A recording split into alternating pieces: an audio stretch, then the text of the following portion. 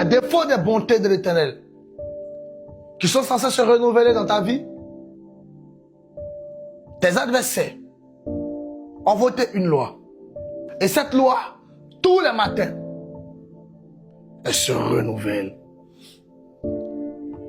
La loi du rejet, la loi de la galère. Amen. Lorsque tu dors, que tu te réveilles, les lois qui ont été votées dans ton pays, au Parlement, sont toujours en vigueur. N'est-ce pas?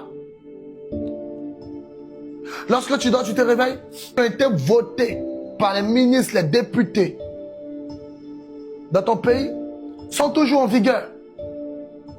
Elles ne changent pas. Jusqu'à ce qu'il y ait une autre loi qui a été votée. Elle vient remplacer donc une autre loi. Ou alors, on lui crée une place en décrétant une nouvelle loi, en lui donnant un nouveau décret. Article 545, la loi de je ne sais quoi. Parce qu'ils ne veulent pas supprimer. La loi peut être supprimée, elle peut être remplacée, ou elle peut être ajoutée. Alors voici, tu as remarqué dans ta vie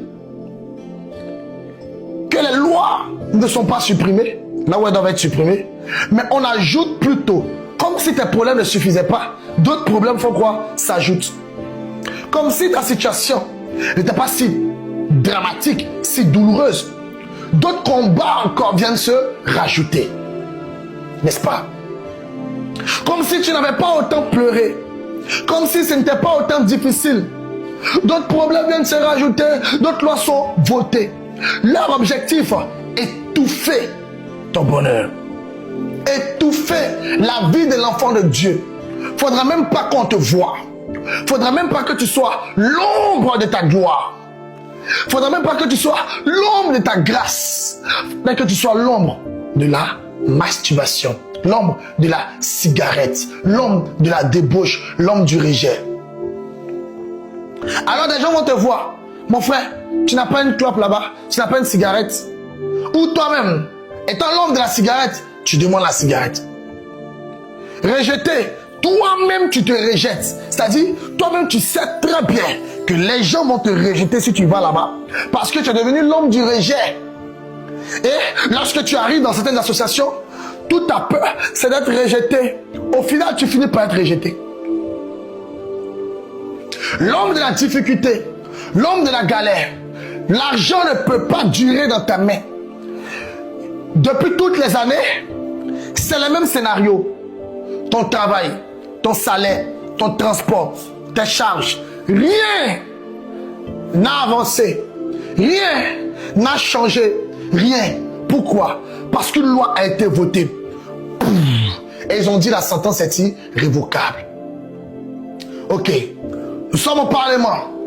Nous devons voter une loi dans la famille de Cissé, dans la famille de Maï, dans la famille de Brice et de Francis. Quelle loi pouvons-nous voter? Pour Cissé, le père de Cissé n'a pas respecté la part de contrat. Le père de Cissé, nous avons réussi à le bloquer, mais Cissé va à l'église. Le père de Louise, ou le père de Brigitte, ou le père de Yves, ou même le père du prophète Guédo, n'a pas fait les choses comme il se devait. Alors, la loi que nous allons voter dans la vie de son fils, c'est qu'il soit esclave. Quand la loi ou les lois sont votées, lorsqu'on comptabilise ceux qui ont participé à ce conseil, on prend la loi qui revient le plus parce qu'on se dit que la majorité emporte.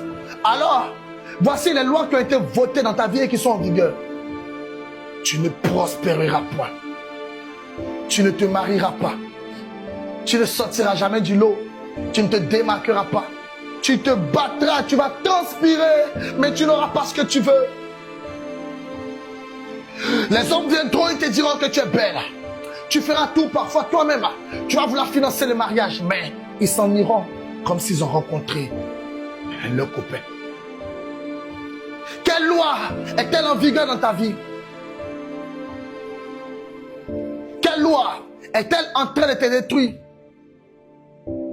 Lorsqu'on parle d'une loi pérenne, on parle d'une loi qui se renouvelle de génération en génération. Quand on parle de génération, on parle de générer.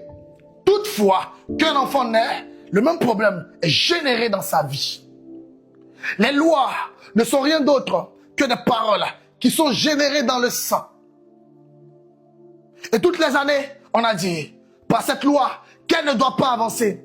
Elle ne doit pas être heureuse. Dans cette loi, on doit le maintenir dans la dépendance. Je priais pour une maman, il y a quelques jours. Et l'esprit me parle de son enfant, dépendant à l'alcool. Moi, je ne sais pas qu'il est dépendant. L'esprit me le montre en train de boire à gogo. Et je lui dis, ton fils, maman, voici ce qu'il y a dans sa vie. On veut le rendre dépendant. Et elle dit, il était dépendant à l'alcool. Elle a prié jusqu'à ça va. Dieu m'a présenté qu'il retombera. C'est une loi. Quelle est cette loi qui n'a donc pas été révoquée et qui malheureusement fait des ravages dans ta vie toutes les années? Et il y a des choses que nous vivons qui sont gravées en nous, dans notre sang, et qui sont devenues nous. Parce que le sang, c'est toi. Tu ne comprends donc pas pourquoi tu ne réussis pas à sortir de cette dépendance. Parce que la dépendance est devenue toi. Dans ton sang, la loi est en vigueur.